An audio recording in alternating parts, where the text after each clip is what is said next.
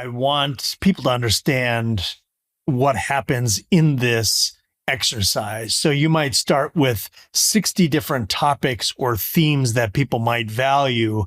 Yes. And the process is narrowing it down to the top 5 that I personally value, or you personally value, Yes. or the listener personally values. Yes. And can you describe that exercise in itself? Because I think that's really, really important here. What we've observed to be true is that ideally, when people think of themselves at an ideal level, we're pretty wonderful.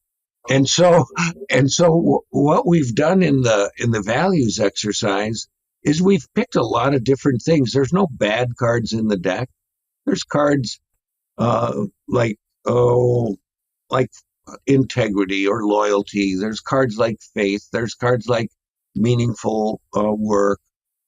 There's cards like wealth. There's cards like money. There's cards like power. There's nothing wrong with those kinds of things. There's nothing inherently wrong with it. And so we go through this card sort. We say, well, I care about these. And we say, take 15 of them and sort it out. Pick 15 and look at those. And you can look at those 15 cards and say, now out of those, eliminate 5. And the process of doing this is really important. Don't start with the end. Start with the end in mind, but do the process. The end you have in mind is to have clarity on what you care most about. That's the end you have in mind. And the reason you want that clarity is so that when you need to make a decision of significance, you can rely on your values to guide you. That's why you want to do it. You have had 300 or 400 people a day doing this. That's 10,000 a month, 100,000, 120,000 a year. That's an incredible amount of information. What have you learned about what's important to us and what we value? It turns out there's 5 buckets. And I found it interesting what the 5 buckets are. Bucket number 1 is personal growth. It turns out that people all over the world want to get better at being themselves. like I want to be a better Doug Lennick. You want to be a better Don McPherson.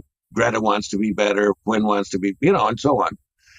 And that turns out to be pervasive, so personal growth. And then the second thing is kind of interpersonal, and the bucket of interpersonal communication and effectiveness. It's like your buckets 1 is about myself, and bucket 2 is about communicating to other people. That's where those buckets come in. And so interpersonal effectiveness. I always said, years ago, as you know, one of the books I co-authored with the late Fred Keel was moral intelligence. And we made the observation that people are born to be lingual. They're born to be moral. But that doesn't mean we're born lingual. It doesn't mean we're talking already. It just means we have the nature for it. And so that second bucket is interpersonal effectiveness. People want to be good at communicating to the people that they want to communicate with. And then the third bucket is kind of Maslow's chart of hierarchical needs. It's in whatever part of the world they're in, everybody wants financial stability. They want, and that means different things. But in today's world, financial stability is what it takes to meet the basics: food, shelter, clothing. Everybody all over the world recognizes we value the basics. We want to have food. We want to have shelter. We want to have clothing. The fourth bucket is care for other people. We actually care about other people. Not only do we want to communicate with them, but we care about them. We're not communicating with them just to take advantage of them. We're actually communicating with them because we care. Now, admittedly, not everybody cares about other people, but what the data say is there's enough people in the world that care about people that it's one of the 5 buckets. And then the 5th bucket's back to me again, self-care. Now, biologically, we know that humans are animals. And you've got so much information that I get from you. And you were telling me the other day, and I hadn't thought of it quite like this, that as a species, Homo sapiens is kind of short in how long a mammal can live. Like this species, the human sapiens, the Homo sapiens kind of guys, that species could last 1 million years. We're only 40,000 in. That came from you. You were telling me, and I thought, wow, there's a lot of runway left. And we don't think about that very often. We think about the here and now. We don't think about what got us here. No. Right? The 100 billion people who preceded us. Yes. Who gave us all this magical technology, this electricity, this ability to communicate with each other, communicate with others around the world, the ability to transport ourselves to the other side of the world. Think about even just 100 years ago or 200 years ago, what it took to go across country. Yes. And how much we've advanced. We don't think about those 100 billion people who brought us to where we are today.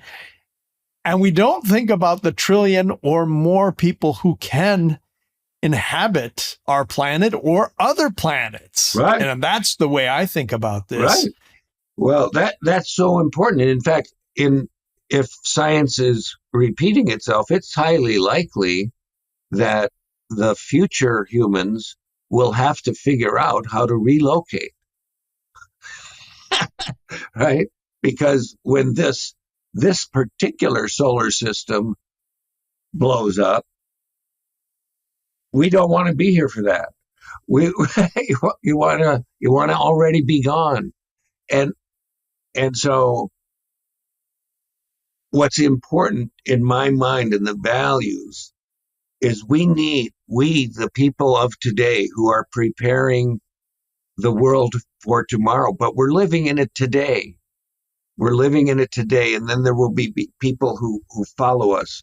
We have to be sure that the artificial intelligence, which is going to help us figure out and help us execute how to get to the next solar system, if you will, but we have to inform that with the human intelligence that comes from inner felt deep values.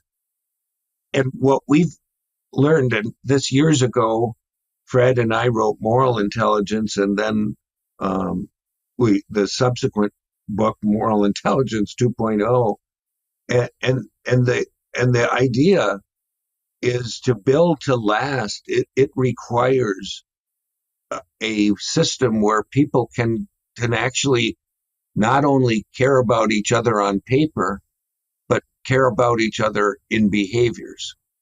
And I have a hypothesis that there are enough people in the world who have abundance that they can help with some of the financial issues that those who don't, because of their own values. I actually believe you think of a lot of the wonderful things that can be done and are being done because we have some people in the world who value others, and they actually put resources behind it. And they say, I'm going to help them get educated. I'm going to help them have food to eat so that when they go to school, they can actually study while they're there. That kind of stuff. And so values-based decision-making, to me, Don, has the opportunity to really profoundly change the world, and do so because we all care about each other.